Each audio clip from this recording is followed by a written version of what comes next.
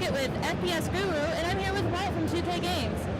Hi, nice to see you. Nice to see you too. Can you tell me what you do? I'm lead writer on Spec Ops The Line. And can you tell me a little bit about this game? Spec Ops is 2K's first foray into the military shooter, ultimately, is what we're trying to do. We were trying to infuse that genre with the deep narrative that people have come to expect from a 2K game. What you get out of Spec Ops overall, the story is the city of Dubai has been come under attack from these ravaging, just kind of apocalyptic sandstorms. And you, as Captain Martin Walker, have been sent in to see if there are any survivors left, particularly from the Dam 33rd, a squadron that was commanded by Colonel John Conrad, sent in to help evacuate people. Unfortunately, what you find when you get into the city is that there are survivors and that they are at war with each other. And so, rather than leaving as you're supposed to do, you keep going in, specifically looking to find the 33rd, to find Conrad, to find out what's going on. And as everything just kind of twists and turns around you, getting lost in the madness of this city. Now, tell me, what's your favorite thing about this game? My favorite thing about Spec Ops is probably the broad range of emotions that it's making people play. I can't say exactly what moment it is right now, but I remember we were focus testing, and two people, they finished this moment, they had to pause the game, they had to leave the room to compose themselves. What we've done with Spec Ops is we've created an emotional space for people to kind of explore how they feel about these games and how it feels for them to be in combat. Everyone has a completely different response, and for us, since we weren't trying to make someone feel exactly one thing, for us that's showing that we were successful, that everyone is having a different reaction, and it comes based off of your own morals and experiences that you're bringing in with you into the game. That's certainly going to be an interesting combo in a shooter game. It will. And that was one of the hardest things, was balancing both compelling gameplay with a darker, more thought-provoking narrative. There was a point where we had really realistic gameplay, and frankly, the game was just so grueling. You get halfway through, you're like, I'm done. I need to scrub myself down with like steel wool. It was just too much. And so when we lessened it back a little bit, we found that people were able to invest more emotionally with the characters and the experiences because it wasn't constantly bombarding them.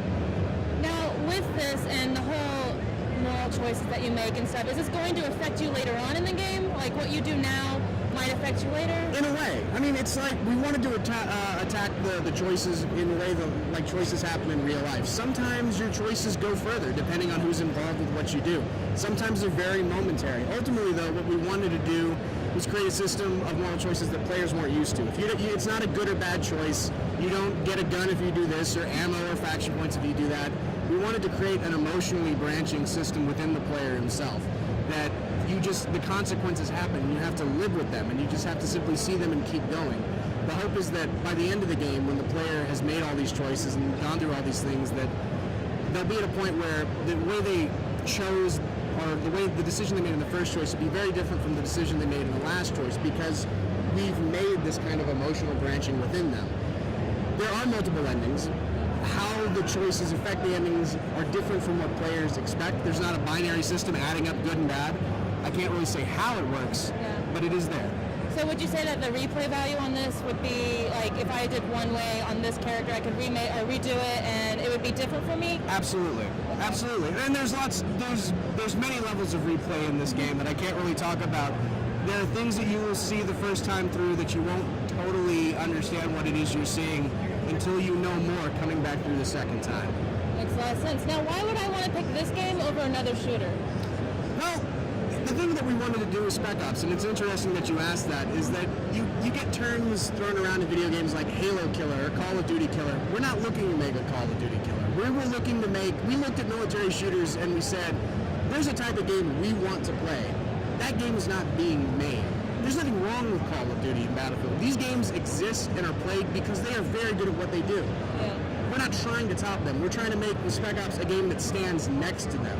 So we don't want you to necessarily pick up Spec Ops over Call of Duty. You can still have fun with Call of Duty. Yeah. But this is another option. This is something that's going to go a bit deeper, a bit more narratively driven, more characters, more emotionally personal for the player. This is also there. You can play both of these. They are not mutually exclusive from each other within the genre. But ultimately, we think the reason to pick this over the others is that you haven't played this game before. This is new. It's an experience you're not prepared for, and we think gamers are ready for that. I'm both excited and a little bit scared. As you should be. Now, real quickly, PvP. Are you going to be having it with this game? I can't. Yes, there is multiplayer. Can't really talk about it other Okay. than I can confirm. That's about as far as I can go. Okay, well, thank you so much. Thank you so much. Thank you for taking the time to talk to us. It was a pleasure. Thank you for coming by and checking out the game.